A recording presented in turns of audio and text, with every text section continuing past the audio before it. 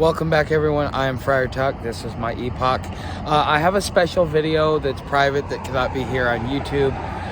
It is on my website, and it's there just to kind of share a personal point of view about something that is going on in the background.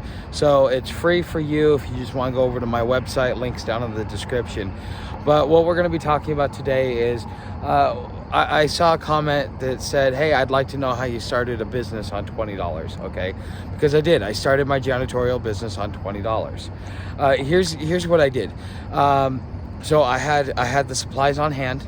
So I started off with house cleaning before I started off with commercial. If you want to make money fast and make money quick, you gotta take the long road, which is first start off in houses, then start building the commercial side. And that's what I did. It took me about a year or two before I could get over to the commercial side and just go full on janitorial. But I started off with house cleaning, and I had the supplies on hand: broom, dustpan, cleaning chemicals, toilet brush. I used rags instead of paper towels. That way I didn't have to come out. I already had the chemicals on hand, so I used that. That's what I did to start with the equipment that I had. Now, I advertised that I would do eco-friendly, and I had a few bucks in my pocket, so I probably started with a little bit more than 20 bucks, but I think I stopped off, or no, the lady said, oh, do you do eco-friendly?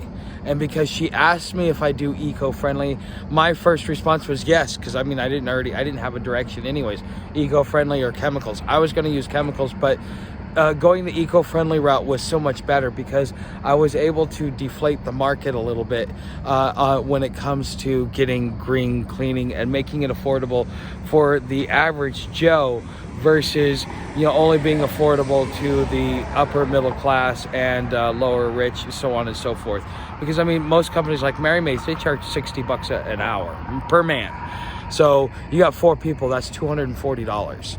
An hour that you're spending, and they show up and they do a shit job and so on and so forth. But anyways, I digress. So with the equipment that I started with, that's what I had, was the equipment on hand. I stopped off and bought some Method. I like Method more than I like the 7th generation. That stuff stinks.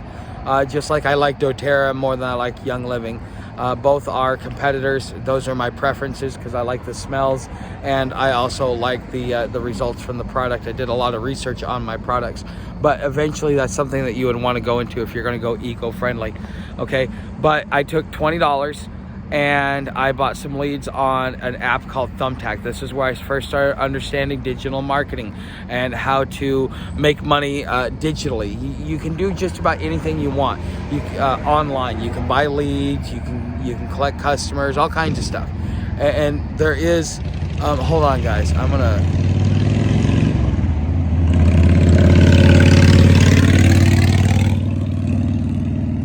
yeah, he was nice about it. That was good.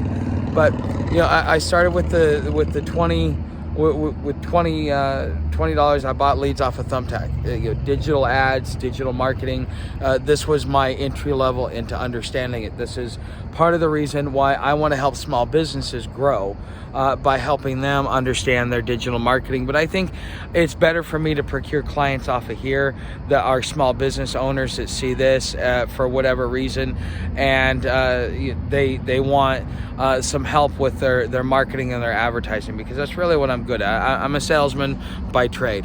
But anyways, I spent $20. I think I sent 4 requests out, and I got one come back. She asked if we did eco-friendly. I said yes.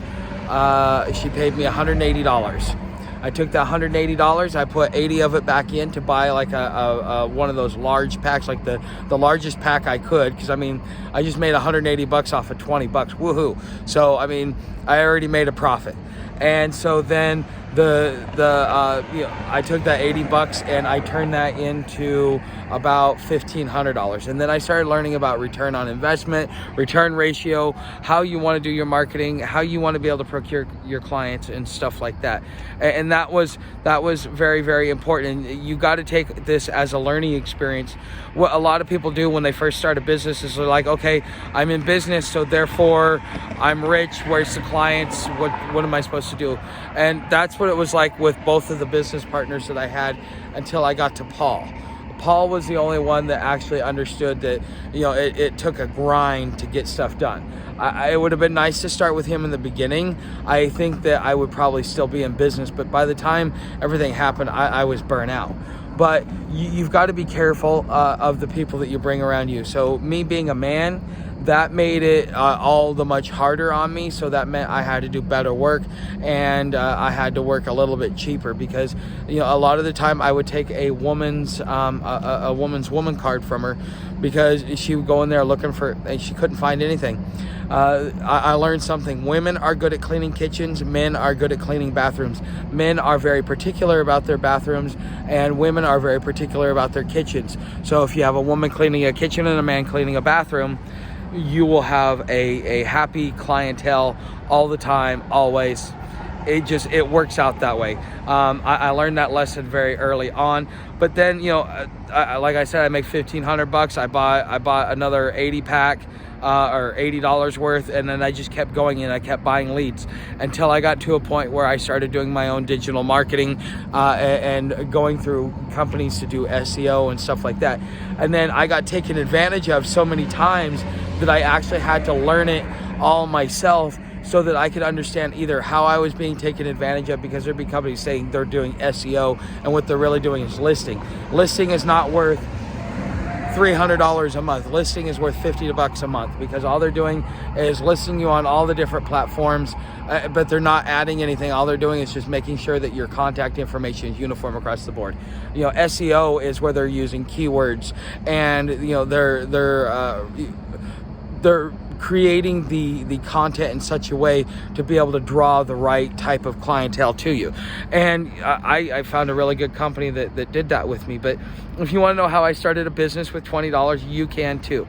See, here's the thing about that business versus what I'm doing now, though, because each business is different. You could start a business with no money in your pocket. You can start a business any which way you want. What most people fail to do fail to understand is you start with what you have, you make a little bit of money off of that, you take that money, you reinvest it. Okay, this is something I was taught growing up. I thought everybody was taught this, and I know a certain part of my generation was taught this. So I don't understand why nobody understands this now. You just keep reinvesting and getting better equipment. If I wanted to go window washing, I might spend anywhere from $20 to $50 because I want a bucket, a squeegee, the right rag, just some basic window equipment because I don't have that on hand. But I could go back out, and if I had confidence in what I was doing and I done my due diligence beforehand to just kind of like look at where the best place is to be able to do it and just kind of put some feelers out, I could get something like that started up and be making money very quickly. You've got to work with what you got and then build from there. And that's the way that prepping should be. That's the way that business is. I mean, if you're going to be successful and do it with minimal startup expenses, and the thing is you're not going to start off making a lot of money. When like doing YouTube, okay, you know how many hours I put in making $0 or making pennies on the dollar for the amount of work in which I did, but I wasn't doing it to get paid then.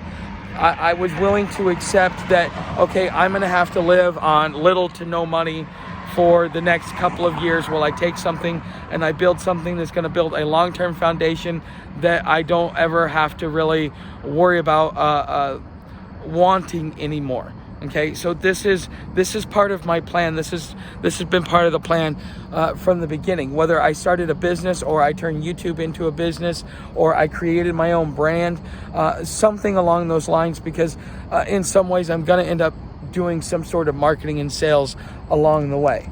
And so for when you start something, you got to be willing to make those sacrifices. Now, I don't have a lot of things. A lot of you might go, oh, I got kids, I got a wife, I got this, I got that. Well, you know what? If you want, there's A.L. Williams says this, I will do today what others won't, so I'll have tomorrow what others don't. I'll say that again because this guy, anyways, I don't understand the loud trucks. But anyways, I will do today what others don't, so I have tomorrow I will do today what others won't, so I'll have tomorrow's what others don't. Okay? So, this is, homeless might be an option, but again, this is why I keep talking about a plan. If you have a plan, if you're like, okay, this is what I'm going to do, this is the reason behind my sacrifice. Now, I mean, you never know if you're going to be successful. You may fail many, many times. You know how many YouTube channels I started before I finally got successful? You know how many years I've been playing on YouTube and finally got something that worked, that was worthwhile, that actually worked? Okay, so it's something that for you as an individual, you have to be willing to not only take the risk, but make the sacrifices for the things in which you want. And that goes for anything in life. I think one of the best things ever said, and this is what I'm going to end with, one of the best things ever said was in Think and Grow Rich. Ask yourself what it is that you want. Ask yourself what the price is. And then ask yourself if you're willing to pay the price up front and in full before you get an ounce of success. Okay? So that's what I'm going to end with. You know how to help the channel. Subscribe. I'd really love to hear your comments on this. What do you think? I leave it open for you. And everything else is in the description. I'll see you in the next video. Thanks for watching.